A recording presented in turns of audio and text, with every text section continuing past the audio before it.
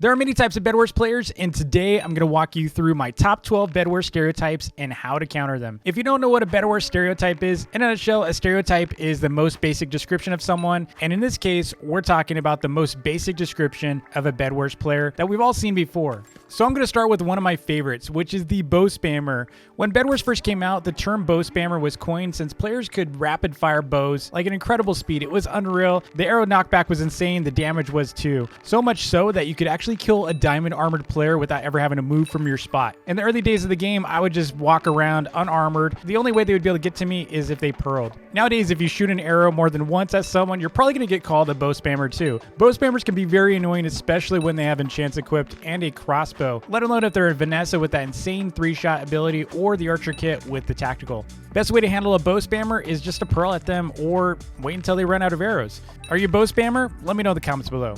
Next up is a pesky stereotype we've all seen before. So you're in a game and you're chasing someone, right? And suddenly you find yourself facing a wall 30 blocks high in under a second. How on earth did they do that? Magic or just insane skill? Well, meet the auto clicker. This player has the ability to click over 50 clicks per second, so fast that they can telebridge all the way across the map. They can combo you left and right, and their sword seems to shake faster than a cat that just stepped in water. You heard that right. The sad reality is that many accused of auto clicking aren't actually auto clicking due to the many methods to get those rapid clicks, including butterfly clicking, jitter clicking, scroll clicking, and even mobile players can butterfly tap. The auto clicker is as pesky as glitch users get, and the best way to handle them is gear up and keep fireballs, snowballs, and pearls handy to take them out.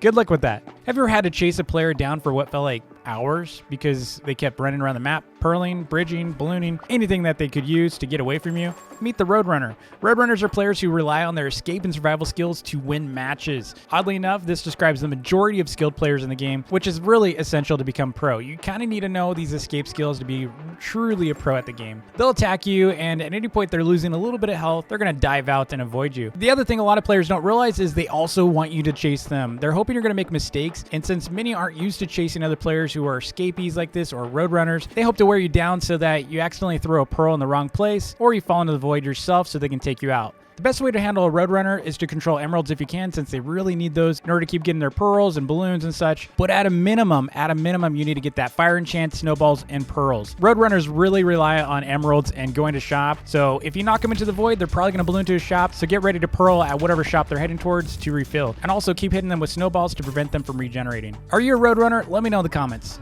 Many believe BedWars is pay to win, but no matter what side you are in this argument, not everyone can afford Robux. And so if you have a premium kit that can't be earned for free, whether it be a battle pass kit or a game pass kit, welcome to the world of being a pay to win player. That's right, I'm in that category. In fact, I've made a lot of players pay to win just by gifting them kits. Pay to wins are often bullied by other players for using kits that can't be obtained for free. While it's true that some kits are more powerful than others, it's not truly pay to win. I've seen many bad players with these kits who just fall into the void or just get utterly destroyed by an unarmored player. Fortunately, all pay to win kits can be countered with skill and gear. So is it really pay to win? Kinda is, but it kind of isn't. This is going to be an ongoing thing because of the fact that skill is still required in the game.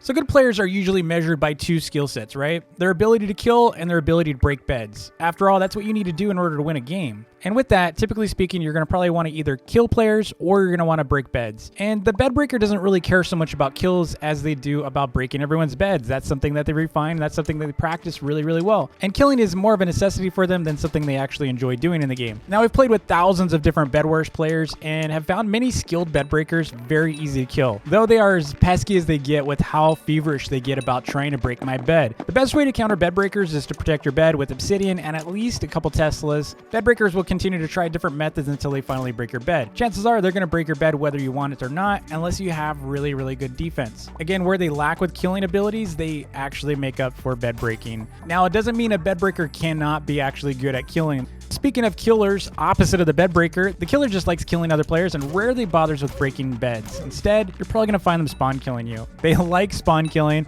You're going to see them use Teslas. They're going to use everything in their arsenal to try to kill you. And these players tend to use kill or damage stacking kits like Barbarian, Airy, Sheep Herder, Nyx, or Pyro, or they're going to use some other kit like Ares. They might use Frosty. They might use something else just to mess with you. They'll usually find them trolling in 30v30 games, but sometimes you'll find them in other modes too. And of course, Sky Wars, Battle Royale. The only way to counter this type of player is to not feed them or to just simply outgear them and outstack them. Good luck with that, but the killers, like I said, they're just out for blood. They don't care if they die. They're going to come after you no matter what. Are you a killer or bed breaker? Let me know in the comments below. The next stereotype involves players who don't actually know how to play the game very well, and because of that, they resort to tools to help them win. You might be thinking, a newbie? No, we're talking about hackers. We sometimes call them hackers, though they're not really hackers, since all they're really doing is downloading software and running scripts on it that are against Roblox TOS, and they're risking getting their account banned. So I'm not going to question their intelligence, but I'm just saying it's really, really dumb to hack.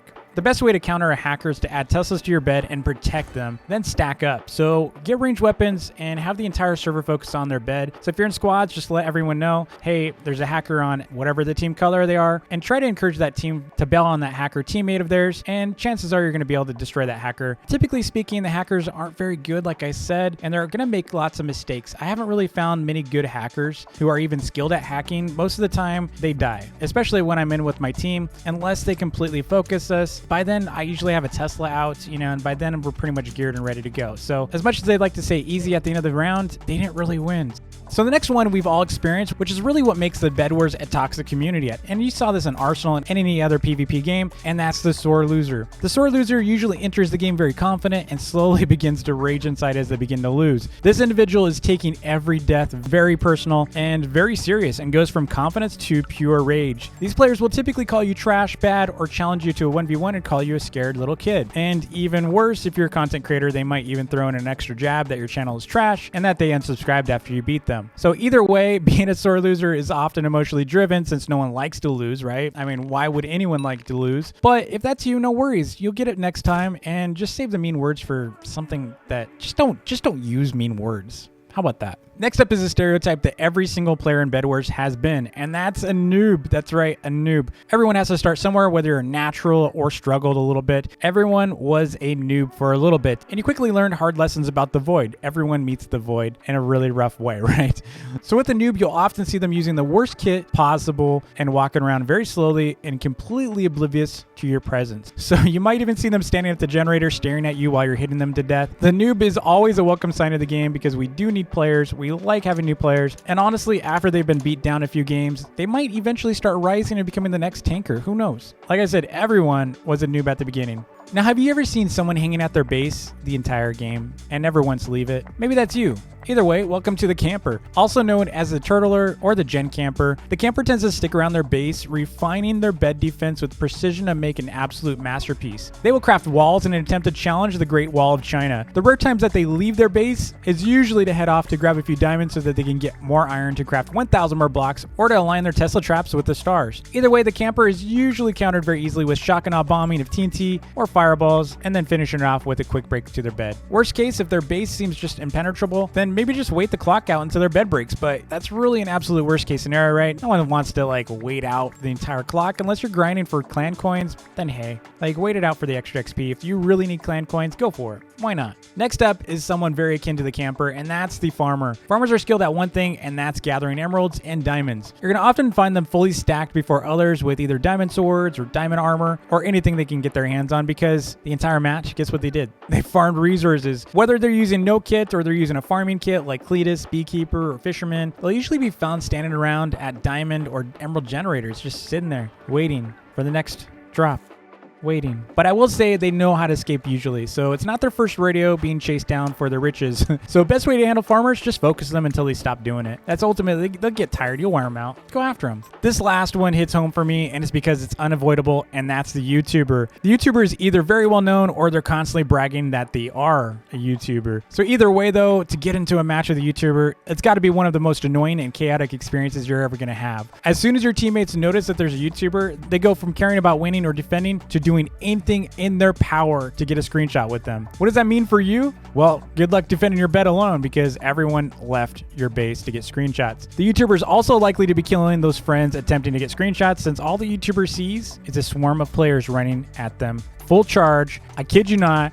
I've been in this situation hundreds and hundreds of games. Some of them are going to be swinging swords. Some are going to be standing there on bridges looming over you, waiting to either get a screenshot or to take the opportunity to kill you or break your bed. Everyone wants something. They want a little taste of glory, whether it be a screenshot or a kill. So either way, the YouTuber is going to be killing anything approaching their bed. Let me know in the comments below if you're one of those YouTubers. So if there's a stereotype you think I missed, let me know in the comments below. Would love to see them. Be sure to like and subscribe if you haven't already. We're getting really close, by the way, to 400,000, and I couldn't have come this far without you all and your support. So thanks again, and until next time, peace.